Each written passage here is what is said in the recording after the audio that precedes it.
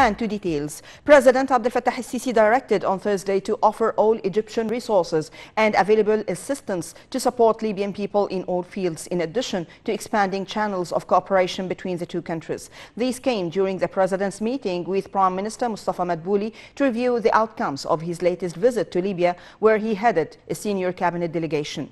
The Prime Minister reviewed all files and issues that had been discussed with the Libyan side, including a consensus over reopening Egyptian diplomatic missions in Libya in the nearest time. This in addition to Libya's request for Egypt's support through taking all necessary procedures to return Egyptian workers to Libya, as well as facilitating transportation movement between the two countries. The two sides also probed the possibility of depending on Egyptian companies, especially in the fields of electricity, housing and transportation, to carry out various suggested projects in the coming stage in Libya. President Abdel Fattah el-Sisi instructed on Thursday to enhance the micro, small and medium enterprises authority to spread the culture of entrepreneurship, innovation and invention among youth and citizens, as well as offering new work opportunities. During his meeting with Prime Minister Mustafa Madbouli and Minister of Trade and Industry Naveen Gama, the President said that such target would help implementing ambitious initiatives that aimed at promoting this vital sector. The head of state directed to formulate a comprehensive planning to develop the industrial sector at the state's level, in addition to establishing new industrial entities. He also instructed to encourage local industries with the aim of decreasing production costs and increasing marketing and diversifying economic competition, as well as offering more job opportunities. The meeting tackled plans of the sector to support the economy and different national initiatives, as well as ongoing efforts to activate the micro, small and medium enterprises.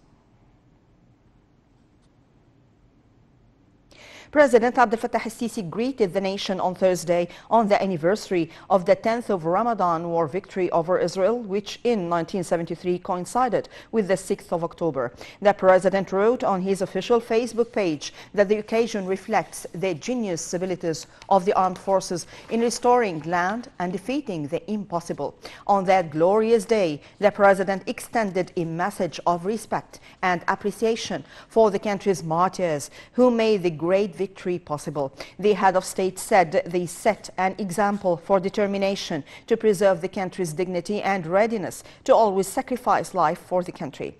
Meanwhile, President el-Sisi received greetings from the state's high-ranking officials, including Minister of Interior Mahmoud Tawfiq, Mufti of the Republic and Grand Imam of Al-Azhar Sheikh Ahmad al-Tayyib, Parliament Speaker Hanafi al-Gibali and Senate Speaker Councillor Abdel Wahab Abdel Raziq. They hailed the people's unity that led to the victory and reiterated that the Glory Day was an epic battle fought by our courageous military heroes. Marking the anniversary of the 10th of Ramadan war victory, First Lady Intisar el-Sisi said that the victory was an epic of patriotism. On her Facebook official page, she added that the Egyptian people and armed forces set an example of heroism and sacrifice to restore the land and Egyptian dignity. The First Lady saluted the martyrs, saying that this day is an immortal memory and an evidence for superiority of the armed forces and their unbreakable determination.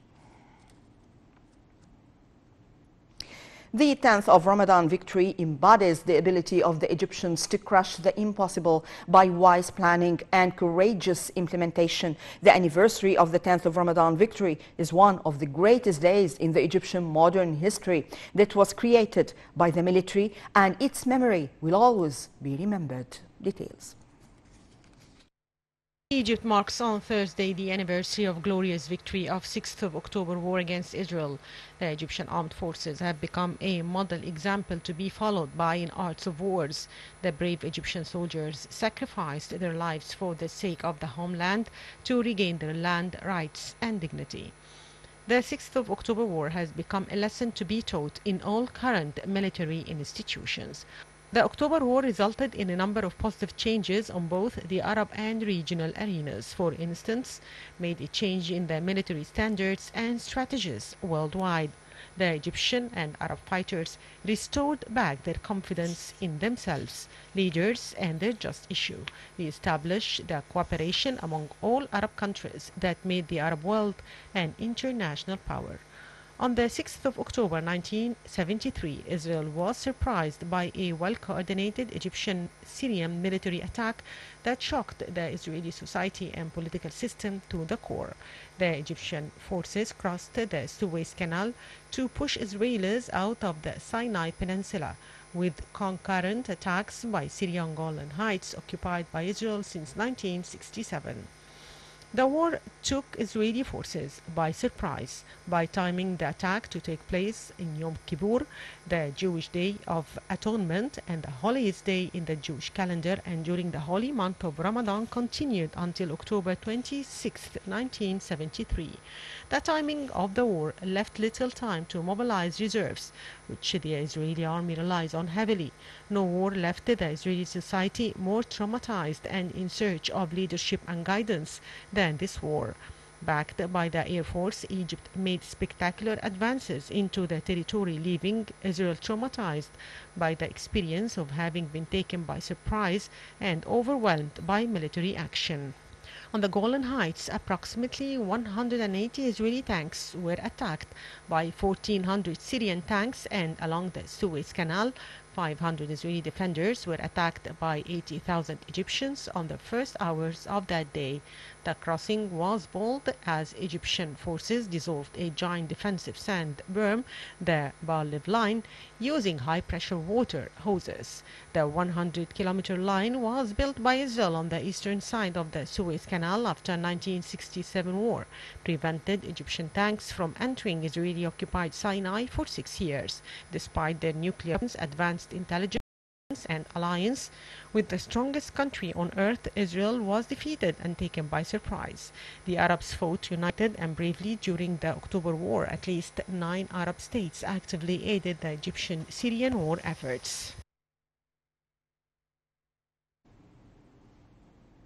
Foreign Minister Sameh Shoukry arrived in Tunisia on Thursday, wrapping up his 6-nation African tour, carrying a message from President Abdel Fattah al-Sisi. Shoukry was welcomed in Tunis by his Tunisian counterpart Othman El-Grindi, and they are expected to hold talks on means of enhancing bilateral ties, as well as the late developments in the file of the Ethiopian dam. Earlier on his African tour, the top diplomat delivered a message to Senegalese President Macky Sall on behalf of President el-Sisi, which detailed the latest developments regarding Addis Abeba's disputed Renaissance Dam and Egypt's stance from the issue. Foreign Ministry spokesman Ambassador Ahmad Hafiz said that Shoukry presented to Senegal's leader the outcome of the last round of talks over Ethiopia's dam that took place in Kinshasa. The top diplomat reiterated that Egypt had been supporting a serious diplomatic path that would lead to a legally binding agreement on the filling and operation of the dam that retained the rights and interests of Egypt, Sudan and Ethiopia. Shoukry went on to stress that Cairo was looking forward to working with various partners to solve the issue without undermining the stability and security of the region. Egypt announced on Thursday that it would produce 40 million doses of the Russian vaccine Sputnik V to combat the COVID-19 pandemic. Britain's medicines regulator on Thursday said there had been 168 major blood clots following a dose of AstraZeneca's COVID-19 vaccine. The details. Egyptian firm Mina Pharm said that it will produce 40 million doses of the Russian vaccine Sputnik V to combat the COVID-19 pandemic, the first partnership for the production of Sputnik V in the Middle East and North Africa.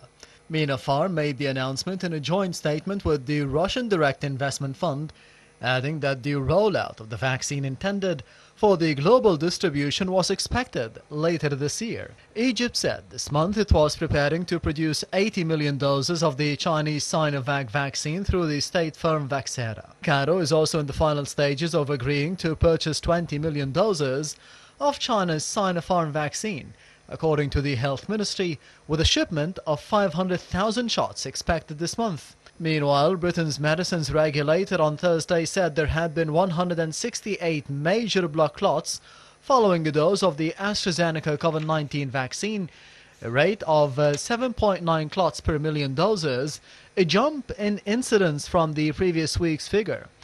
This was up from the 100 cases reported last week, when the overall case incidence was 4.9 per million doses.